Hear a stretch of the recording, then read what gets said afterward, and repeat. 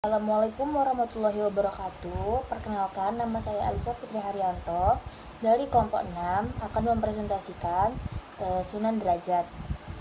Sebelum itu, saya bersama rekan saya yang bernama Raja Syaira Mutia Zahwa. Di sini saya akan menjelaskan tentang dakwah.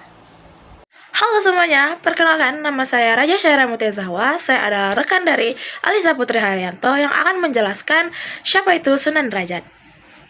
Di sini yang belum tahu Sunan Derajat memiliki nama kecil yang bernama Raden Syafiruddin atau Raden Qasim putra Sunan Ampel yang terkenal cerdas.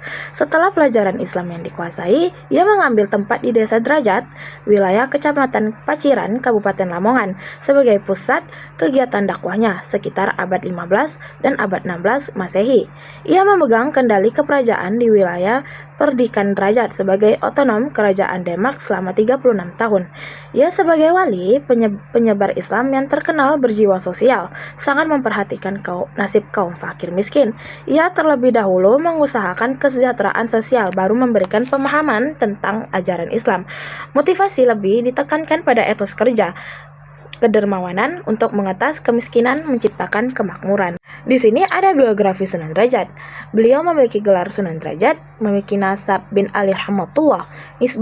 Nisbah beliau adalah As-Samarkandi. Beliau lahir di Maulana Hasyim 1470 di Surabaya, Kerajaan Majapahit. Lalu ia meninggal di tahun 1533 di Lamongan, Kesultanan Demak. Beliau kemudian dimakamkan di Derajat, Paciran, Lamongan. Nama lain beliau adalah Syekh Syafiruddin, Raden Qasim, Masake Mahmud, Pangeran Masake Muhammad, Masimunal, dan Pangeran Kadrajal. Beliau memiliki kebangsaan Kerajaan Majapahit dan Kesultanan Demak. Pekerjaannya adalah anggota Dewan Wali Songo. Beliau murid dari Sunan Ampel, Sunan Gunung Jati, dan guru-gurunya.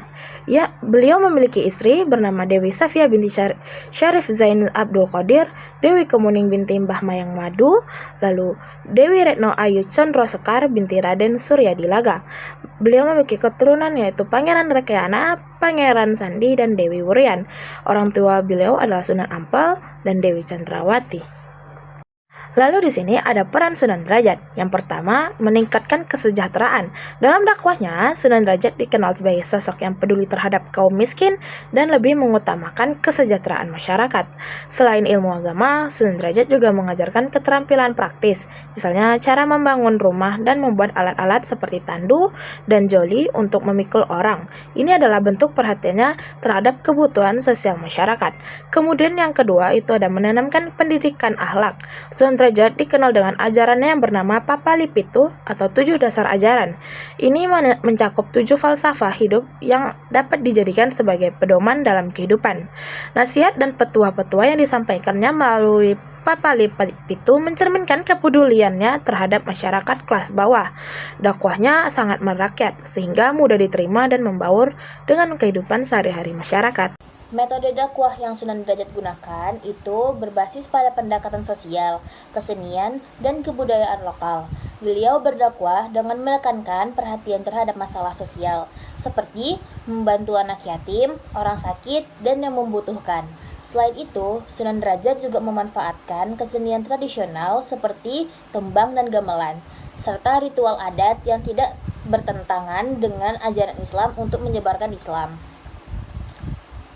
Detail metodenya itu yang pertama, perhatian pada masalah sosial. Sunan Derajat dikenal dengan perhatiannya yang besar terhadap permasalahan sosial.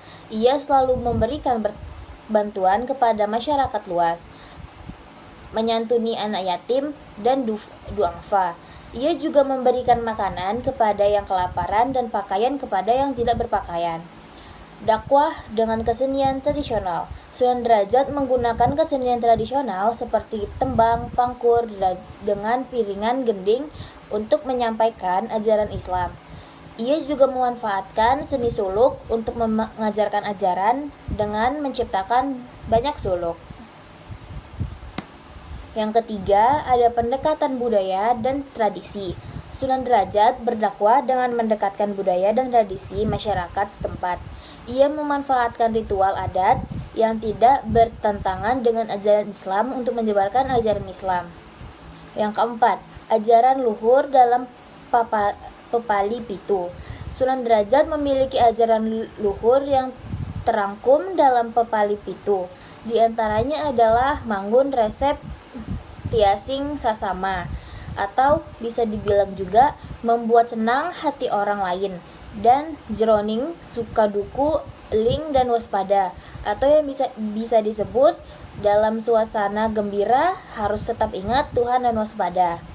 Yang kelima, ada penyantunan anak yatim dan duafa. Sunan Derajat juga dikenal dengan kegiatan sosialnya, termasuk penyantunan anak yatim dan orang sakit.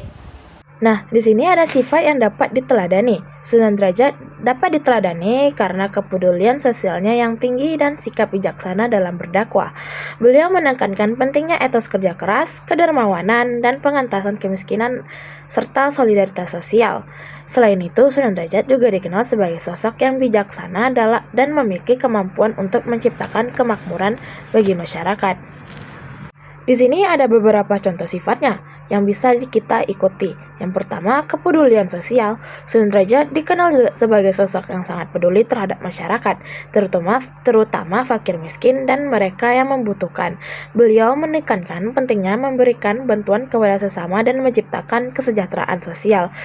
Yang kedua, bijaksana dalam berdakwah. Sunan Derajat dikenal sebagai pendakwah yang bijaksana dan sabar dalam menyampaikan ajaran Islam.